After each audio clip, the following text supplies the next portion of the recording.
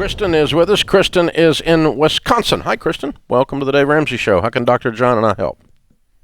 Hi, thank you for having me on your show. It's such an honor to talk to you. You too. What's up? I have a question. It's a friendship question. I'll tell you just a little bit, and then if you need more or more details, I'll let you know.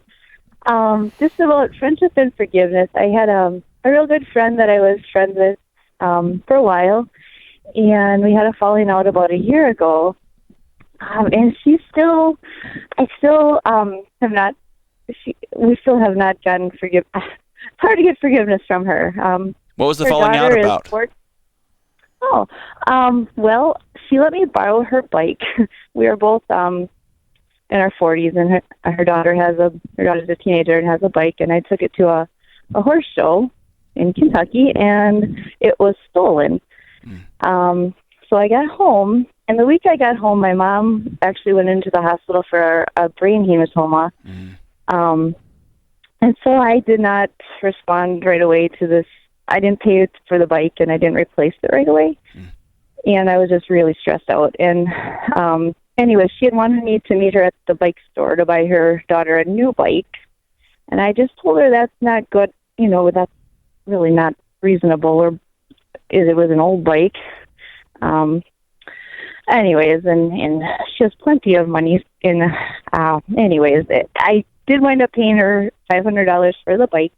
$500? Yes. This is a bicycle or a motorcycle?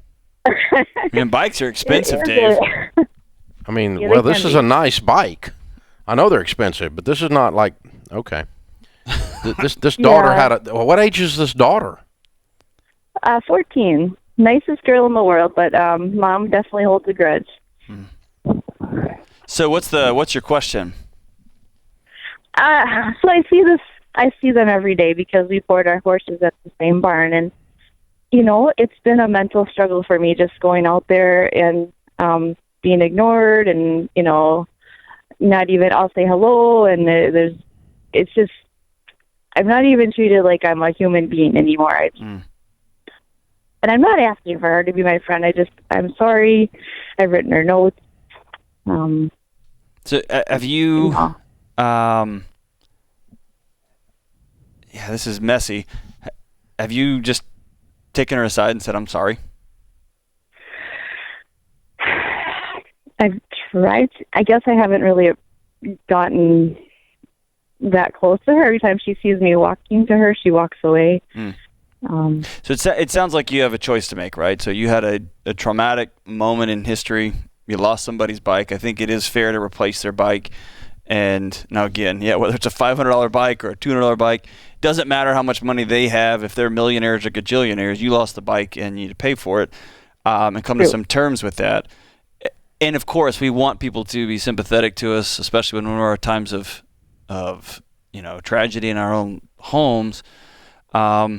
But it sounds like you've got a decision to make. Do you want to carry this around with you, or do you want to take the first step and say, "Hey, I'm sorry, and I should have taken care of the bike differently. My mom was in a bad situation. I didn't handle it right, and I'm sorry." And you can move on.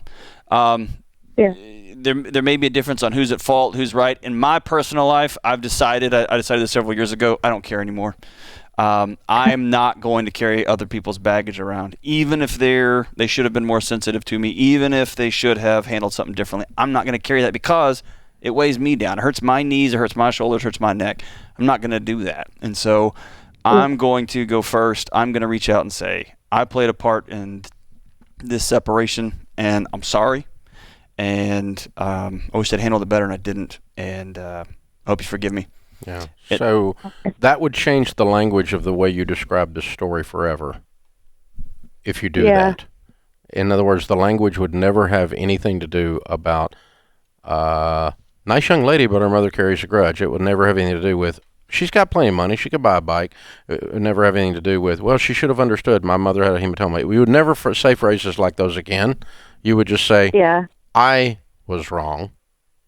Right. I didn't pony up the money as quickly as I should have.